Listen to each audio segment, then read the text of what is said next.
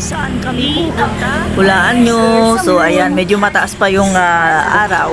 Alas 5 ng hapon yan.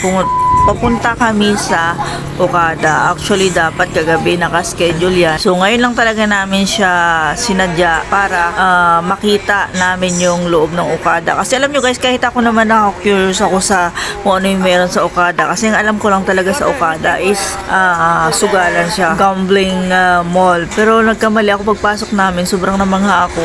At ang ganda pala sa looban, no? Para siyang mall. Actually, mall siya. Kaya ang gaganda ng structure niya, design.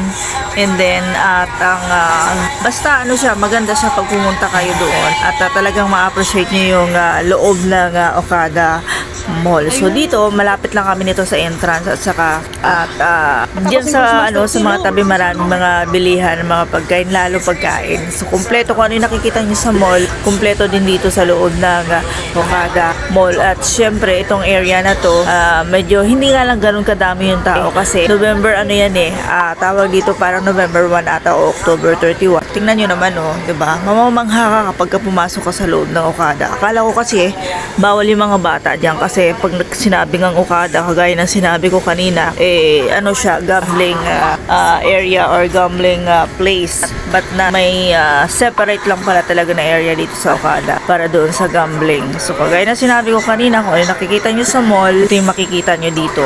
At syempre, ito ang pinaka center of attraction kapag gabi. So ito, nagpapatugtog sila o nagpapresent sila nitong super fountain dito sa loob ng Okada for parang 10 minutes. So, pag isang song, ayun, tatapusin yung isang song na yan sa sayaw. Kagaya ng fountain na nakikita nyo, pangkaraniwang fountain. Pero dito, sobrang mamangha ka kasi ang laki talaga ng fountain. Parang S yung hugis niya. So, ang ganda-ganda niya tingnan. So, ito yung kadalasang pinupuntahan ng mga tao dito. So, lahat naman dito ay welcome, lalo sa gabi.